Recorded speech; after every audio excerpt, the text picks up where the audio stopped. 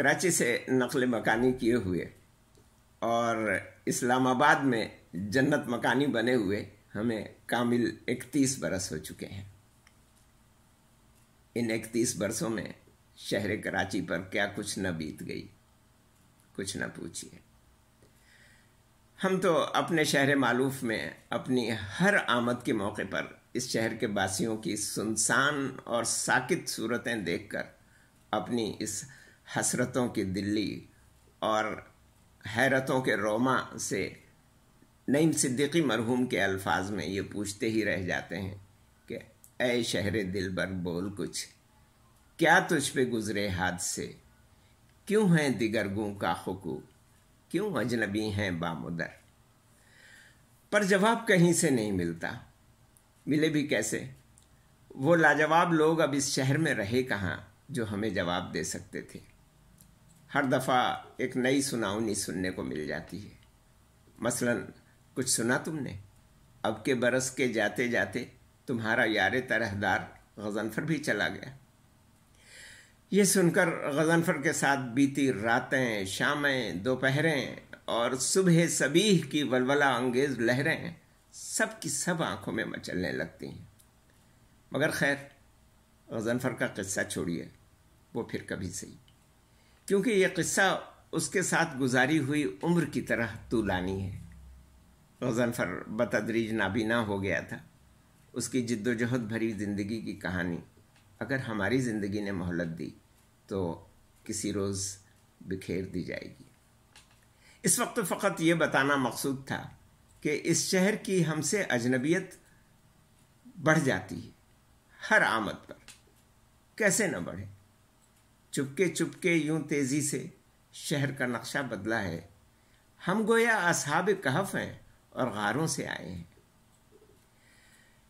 نہیں معلوم کہ صدر میں اب بھی ریگل چوک کے سامنے والی گلی کے سرے پر نظامی دواخانہ موجود ہے یا نہیں۔ اس دواخانے کا محرابی بورڈ ہمیں بہت بھاتا تھا، اور یہ بورڈ ہمارے لڑکپن کا تجسس بھرا دل بہت لبھاتا تھا۔ نظامی دواخانے والی ہی گلی میں اگر ریگل چوک کی طرف سے داخل ہوں تو بائیں ہاتھ کو میری ایڈلیڈ لیپروسی سینٹر واقع تھا۔ گمان ہے کہ اب بھی ہوگا۔ اس زمانے میں MALC کا بورڈ بھی اس کے صدر دروازے کے اوپر نیم دائرہ سا بناتا تھا۔ اسی سینٹر میں ہم نے پہلی بار ڈاکٹر رتھ فاؤ کو دیکھا تھا۔ اس وقت وہ 42 برس کی تھیں اور ہمارا سن تھا 15 سال۔ یہ سن 1971 کی بات ہے۔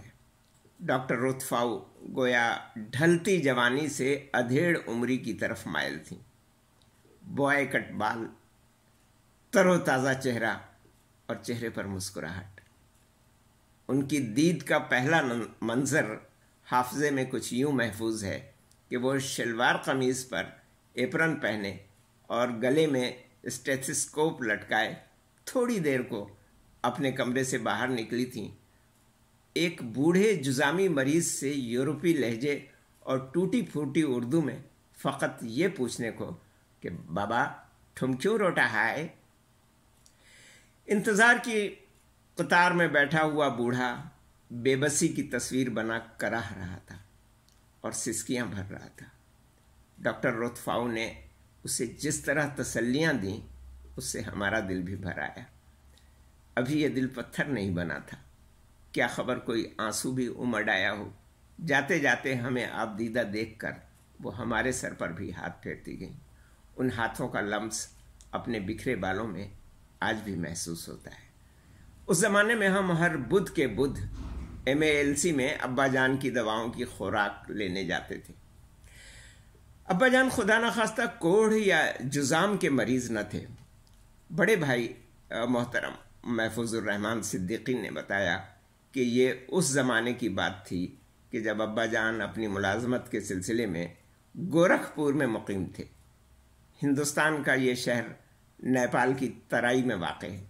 وہاں بھی سردی اتنی ہی شدید پڑتی ہے جتنی ہمارے مری وغیرہ میں۔ رات کو سوتے وقت ابا جان اپنے کمرے میں پتھر کے کوئلے کی انگیٹھی سلگا کر سو رہے۔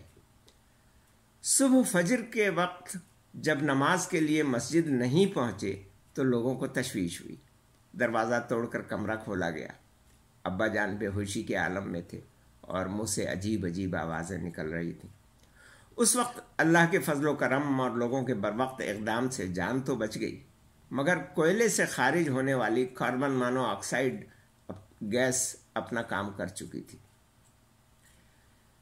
ہندوستان سے ہجرت کر کے پاکستان آئے تو کچھ عرصے بعد ابا جان کے ہاتھوں کی انگلیاں ٹیڑھی ہونے لگیں. ہاتھ اور پاؤں کی انگلیوں میں کہیں کہیں زخم بننے لگے. پاؤں میں ایک ناسور ہو گیا تھا جو پاکستان آنے کے بعد ڈاکٹر اطہر قریشی شہید کے علاج سے ٹھیک ہو گیا، مگر ایڑی کا ایک زخم ایسا گہرا ہو گیا کہ کسی کے علاج سے اچھا نہ ہوا. مشورہ دینے والوں نے مشورہ دیا کہ ڈاکٹر رتھ فاؤ جلدی امراض کی بہترین معالج ہیں، ان سے رجوع کیا جائے. پہلے تو ابا جان خود ہی ڈاکٹر فاؤ کے اسپتال چلے جایا کرتے تھے، مگر بعد میں جب ضعف اور کمزوری میں اضافہ ہو گیا تو ہم بھی 15A میں بیٹھ کر ملیر توسیع کالونی سے صدر تک ان کے ساتھ جانے لگے. تاہم جب کبھی صرف دوا دہرانی ہوتی تو ہم اکیلے بھی چلے جایا کرتے تھے اور ڈاکٹر فاؤ سے لکھوا کر دوا لے آتے. ڈاکٹر رتھ فاؤ ہمیں یا ہماری سعادت مندی دیکھ کر بہت خوش ہوتی تھیں. اپنی اسی اردو میں والد صاحب کا حال پوچھتی اور بڑی شفقت سے پیش آتی. کبھی کبھی ان کی جگہ ایک پاکستانی خاتون ڈاکٹر زرینہ فضل بھائی بیٹھی ہوتی تھیں. جس روز ڈاکٹر رتھ فاؤ کی جگہ ڈاکٹر زرینہ ہوتی اس روز MLC جانے کا سارا مزہ کرکرا ہو جاتا. گو کہ ڈاکٹر زرینہ بھی بڑی شفیق خاتون تھی. ان کے متعلق معلوم ہوا کہ وہ پاکستان کی سب سے پہلی ماہر امراض جلد خاتون تھیں. ڈاکٹر زرینہ فضل بھائی فروری 1999 میں انتقال کر گئیں. ایسا محسوس ہوتا ہے کہ ڈاکٹر رتھ فاؤ نے جذام کے مریضوں کے علاج کے لیے کچھ طریقے خود بھی ایجاد کر لیے تھے. MALC میں ہم ایک منظر بڑی دلچسپی سے دیکھا کرتے تھے. کسی برتن میں کھولتا ہوا موم لایا جاتا اور ڈاکٹر رتھ فاؤ کو بلایا جاتا. ان کے آنے کے بعد مریض کو بلا لیا جاتا. ڈاکٹر فاؤ اپنے ہاتھوں سے اس کے دونوں ہاتھ پکڑ کر اس مایا موم میں ڈال دیتی. ہم حیران ہو کر دیکھتے کہ مریض کو ذرا بھی جلن محسوس نہ ہوتی. شاید دونوں ہاتھ بے حس ہو چکے ہوتے. اب مریض کے دونوں ہاتھوں پر پلاسٹک کا شاپر چڑھا کر اس کے ہاتھوں کو دم پخت کر دیا جاتا. کچھ دیر بعد ڈاکٹر فاؤ آ کر اس کے ہاتھوں کو پلاسٹک کی قید سے آزاد کراتی اور اپنے ہاتھوں سے مریض کے ہاتھوں پر جم جانے والے ٹھنڈے موم کی پپڑیاں اتارتی. پتہ چل جاتا کہ مرض کے اثرات کہاں کہاں تک پہنچ گئے ہیں اور کہاں کہاں تک نہیں پہنچے. اب زخم پر مرہم لگا دیا جاتا. دھندلا دھندلا سا ایک اور منظر یاد آتا ہے. ایک بار ڈاکٹر رتھ فاؤ ہمارے گھر تشریف لائیں. ملیر کالا بورڈ سے سعودآباد کی طرف بڑھیں تو سعودآباد تھانے سے آگے والی چورنگی پار کرنے کے بعد کچھ فاصلے پر بائیں جانب لڑکیوں کے ڈبل اسٹوری اسکول اور برف خانے کے درمیان سے ایک سڑک گویا لیاقت مارکیٹ کی سمت جاتی ہے. اس گرلز اسکول کی ہیڈ مسٹریس کبھی حسین حقانی کی والدہ مسز سلیم حقانی ہوا کرتی تھی. ان کا گھر بھی اسی اسکول کے احاطے میں تھا. اسی سڑک پر ڈاکٹر رتھ فاؤ نے جذام کے مریضوں کے لیے اپنا ایک اور مرکز کھول لیا تھا. جب وہ اپنی میڈیکل وین میں بیٹھ کر ہمارے گھر آئی تھیں تو ابا جان کی میڈیکل بک بھی ساتھ لائی تھی. اس زمانے میں ہمارے گھر میں صرف ایک کمرہ، ایک برآمدہ اور کچا صحن تھا. اسی صحن میں تھوڑی دیر کو بان کی چارپائی پر بیٹھ کر انہوں نے ابا جان کا معائنہ کیا، دوائیں لکھیں اور ہمیں سمجھا کر ہدایت کی کہ صدر جانے کی ضرورت نہیں، یہ دوائیں تمہیں ملیر والے مرکز سے مل جائیں گی. جب ابا جان کی حالت زیادہ بگڑی تو ڈاکٹر رتھ فاؤ نے انہیں صدر میں واقع MALC کے اسپتال میں داخل کر لیا. اب تو یاد نہیں کہ کتنے بستروں کا اسپتال تھا، مگر وہاں مریض داخل بھی کیے جاتے تھے. ہمارا آنا جانا روز کا ہو گیا. MALC میں جتنے مریض داخل ہوتے ان کو کھانا اسپتال ہی سے فراہم کیا جاتا تھا. کھانا نہ صرف مزیدار بلکہ اشتہا انگیز ہوتا. جب ابا جان اسپتال میں داخل تھے تو اسپتال کے مطبخ کے قریب سے گزرنا ایک آزمائش بن جاتا تھا. بہترین باسمتی چاول کے دم پر آنے کی خوشبو پاگل کیے دیتی تھی. ڈاکٹر فاؤ نے دیکھا کہ ہم صبح تقریباً 9 بجے سے آ جاتے ہیں اور شام کو تقریباً 4 بجے جب چائے تقسیم ہو رہی ہوتی ہے تب جاتے ہیں. تو انہوں نے عملے کو ہدایت کر دی کہ اس لڑکے کو بھی کھانا دیا کرو. ابا جان کے لیے ہم گھر سے جسارت لے کر جاتے تھے اور انہیں خبریں پڑھ کر سناتے. پڑھ کر سنانے کا ہمیں ایک فائدہ یہ ہوتا کہ ابا جان ہمارے تلفظ کی غلطیاں درست کرتے جاتے اور ہماری زبانی دوسرے مریض بھی خبریں سن لیا کرتے تھے. یہ وہ زمانہ تھا جب بھارتی افواج مشرقی پاکستان میں داخل ہو چکی تھی. ابا جان عبد الکریم عابد صاحب کا لکھا ہوا مقالہ خصوصی بطور خاص سنا کرتے تھے. ڈاکٹر فاؤ ہماری اخبار خوانی کا منظر دیکھ کر اور دیگر مریضوں کی خبریں سننے میں دلچسپی دیکھ کر بہت خوش ہوتی تھیں. اپنے خاص انداز سے شاباش دیتی تھیں. Good service. ایک روز ہمارا مختصر انٹرویو بھی لیا. جب انہیں معلوم ہوا کہ ہم قائد اعظم کے قائم کردہ کالج سندھ مسلم سائنس کالج میں انٹر سائنس کے طالب علم ہیں تو ان کی نظر میں ہماری قدر و منزلت مزید بڑھ گئی. ابا جان کے پاس روزانہ آنے جانے سے ڈاکٹر فاؤ سے مانوسیت بھی بڑھ گئی تھی. ہوتے ہوتے ابا جان کی حالت روز بروز تشویشناک ہوتی چلی گئی. ایک روز ڈاکٹر فاؤ نے بلا کر کہا کہ جاؤ اپنی والدہ کو لے آؤ. اس روز والدہ ہی نہیں بڑے بھائی اور دیگر کئی رشتہ دار بھی اسپتال آ گئے. ڈاکٹر فاؤ نے ہمیں ہٹا کر بڑوں کو بری خبر سے آگاہ کر دیا. ایمبولینس کا انتظام کیا گیا. لوگ والد صاحب کو MALC سے گھر لے آئے. اسی رات 2 بجے یعنی 20 دسمبر 1971 کو والد صاحب کا انتقال ہو گیا. انا للہ و انا الیہ راجعون. سقوط مشرقی پاکستان کی خبر پاکستان کے اخبارات میں اسی روز شائع ہوئی تھی. اسی صبح ہم نے دیکھا کہ MALC کے برف خانے والے مرکز کا ایک ملازم سائیکل پر ہماری گلی میں داخل ہوا. ہم اٹھ کر اس سے ملنے کو آگے بڑھنا چاہتے تھے مگر دیکھا کہ وہ گلی میں بچھی ہوئی چارپائیاں اور ان پر بیٹھے ہوئے لوگوں کا ہجوم دیکھ کر فوراً ہی پلٹ گیا. غالباً وہ یہی دیکھنے آیا تھا. اس کی اطلاع پر MALC میں والد صاحب کے طبی کوائف کی کتاب بند کر دی گئی. اس کے بعد MALC اور ڈاکٹر رتھ فاؤ دونوں سے ہمارا رابطہ منقطع ہو گیا. 1977 میں ہم نے گوئٹے انسٹیٹیوٹ سے جرمن زبان کا کورس شروع کر دیا. ایک روز صدر سے گزر رہے تھے کہ یادش بخیریہ کے جذبے نے جوش مارا اور ہم MALC میں داخل ہو گئے. 6 برس بعد دیکھنے کے باوجود ڈاکٹر فاؤ نے ہمیں دیکھتے ہی پہچان لیا. ٹوٹی پھوٹی اردو میں ہم سے تعزیت کرنے لگی کہ بہت دکھ ہوا.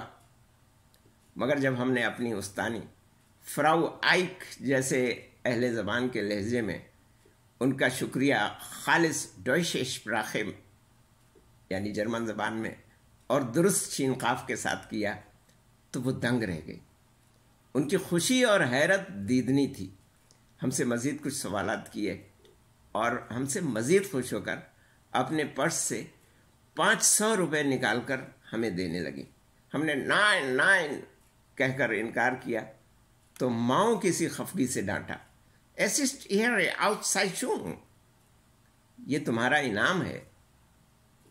اس زمانے میں ہم دور طالب علمی سے گزرنے کے ساتھ ساتھ KSC میں بھی ملازم تھے اور ہماری مجموعی تنخواہ 350 روپے تھی.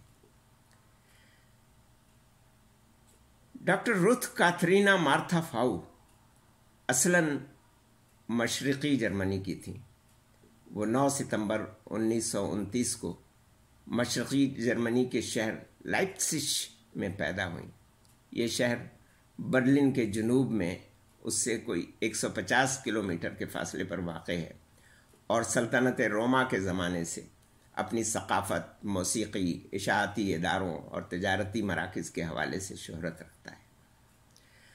وہ اپنی 5 بہنوں میں چوتھے نمبر پر تھیں اور اپنے والد ڈاکٹر والٹر فاؤ کی بہت لاڈلی تھیں۔ ان کے ایک اشاعتی ادارے سے وابستہ بھی تھیں۔ ابھی وہ 10 برس کی تھیں کہ انہیں دوسری جنگ عظیم 1939 تا 1945 کی دہشت گردیوں سے پیدا ہونے والے خوفناک حالات سے گزرنا پڑا۔ ان کے شہر پر بمباری ہوئی، ان کا گھر تباہ ہو گیا اور ان کا علاقہ روسی تسلط میں چلا گیا۔ 1948 میں ان کے خاندان کو، جو مسیحی مذہبی خاندان تھا، غیر قانونی طور پر فرار ہو کر مغربی جرمنی منتقل ہونا پڑا۔ 1950 میں مغربی جرمنی سے انہوں نے طب کی تعلیم حاصل کی۔ اس کے بعد مسیحی راہبہ بن کر مسیحی مشنری تنظیم daughter of the heart of میری، اسے بنات قلب مریم کہہ لیجئے، اس سے وابستہ ہو گئی۔ یہ 8 مارچ 1960 کی بات ہے۔ ڈاکٹر روتھ فاؤ مغربی جرمنی سے بھارت جاتے ہوئے راستے میں مختصر قیام کی غرض سے کراچی میں رکی۔ یہاں انہوں نے میکلوڈ روڈ کے پاس، جو اب آئی چندری گڑھ روڈ کہلاتی ہے، کوڑھیوں کی ایک کچی آبادی دیکھی۔ اس کا نام کوڑھی احاطہ تھا۔ یہ احاطہ کچھ مخیر حضرات نے بنوا دیا تھا۔ ڈاکٹر فاؤ نے دیکھا کہ لوگ ان احاطوں کے قریب سے گزرتے ہوئے اپنی آنکھ، ناک، کان اور منہ وغیرہ پر کپڑے لپیٹ لیتے ہیں، اور کچھ لوگ گزرتے گزرتے کھانے پینے کی کچھ اشیاء یہاں پھینک جاتے ہیں۔ بیچارے کوڑھ کے مریض، مرد و زن، مٹی اور کیچڑ سے لتھڑی ہوئی انہی روٹیوں کو کھا کر جسم و جاں کا رشتہ برقرار رکھنے پر مجبور ہیں۔ ان مریضوں کی جسمانی، سماجی اور معاشرتی حالت دیکھ کر ڈاکٹر فاؤ کو بہت دکھ ہوا۔ انہوں نے بھارت جانے کا ارادہ ترک کر دیا، بلکہ یوں کہیے کہ پاکستان ہی سے جانے کا ارادہ ترک کر دیا۔ پھر گئیں تو اس وقت گئیں جب 10 اگست 2017 کو عالم بالا سے ان کا بلاوا آ گیا۔ پہلے انہوں نے اسی کوڑھی احاطے کے پاس ایک ڈسپنسری قائم کی۔ بعد ازاں انہوں نے جذام اور کوڑھ کے مریضوں کے لیے صدر میں ایک مکمل مرکز بحالی و علاج قائم کیا، جس میں ایک اسپتال کی تمام سہولتیں موجود تھیں۔ اس مرکز کا نام میری ایڈلیڈ لیپروسی سینٹر رکھا۔ کراچی اور سندھ کے دیگر مقامات کے بعد ڈاکٹر روتھ فاؤ نے اپنا دائرہ مسیحائی پنجاب، بلوچستان، صوبہ سرحد یعنی خیبر پختونخوا، آزاد کشمیر اور شمالی علاقہ جات جو اب موجودہ گلگت بلتستان ہے، وہاں تک پھیلا دیا۔ سیدنا عیسیٰ علیہ السلام کو اللہ تعالیٰ نے ایک معجزہ یہ بھی عطا فرمایا تھا کہ آپ علیہ السلام کوڑھ کے مریضوں کے جسم سے اپنا دست مبارک مسح فرماتے اور خطرناک سے خطرناک مریض اللہ کے حکم سے شفا یاب ہو جاتے۔ کہا جاتا ہے کہ ڈاکٹر روتھ فاؤ نے پاکستان سے کوڑھ کے مرض کا خاتمہ کرنے میں اہم کردار ادا کیا۔ اقوام متحدہ کی ذیلی تنظیم عالمی ادارہ صحت، ورلڈ ہیلتھ آرگنائزیشن جو WHO کہلاتا ہے، اس نے 1996 میں پاکستان کو ایشیا کے ان اولین ممالک میں شامل کر لیا تھا جہاں جذام کے مرض پر کامیابی سے قابو پا لیا گیا ہے۔ گویا ہم کہہ سکتے ہیں کہ یہاں بنات قلب مریم سے تعلق رکھنے والی ایک بنت مریم نے کار مسیحا کیا۔ وہ 31 برس کی بالی عمریہ میں اتفاقاً کراچی آئی تھیں اور کوڑھ کے مریضوں کی کیفیت دیکھ کر یہیں کی ہو رہی، یہاں کے ماحول میں رچ بس گئیں اور انہوں نے پاکستانی تہذیب و تمدن اختیار کر لیا۔ پھر 10 اگست 2017 کو 87 برس کی بوڑھی عمر میں اسی شہر سے عالم بالا کو رخصت ہو گئی. اپنے عمر عزیز کے 87 برسوں میں سے 57 سال انہوں نے پاکستان میں کوڑ کے مریضوں کی خدمت کرنے میں صرف کر دی. اب تو خود ہماری داڑھی کے بال بھی سفید ہو گئے. اگر آج وہ ہماری یہ کیفیت دیکھ پاتے تو ہم سے بھی شاید یہی پوچھتے ہیں، بابا تم کیوں رو رہا ہے؟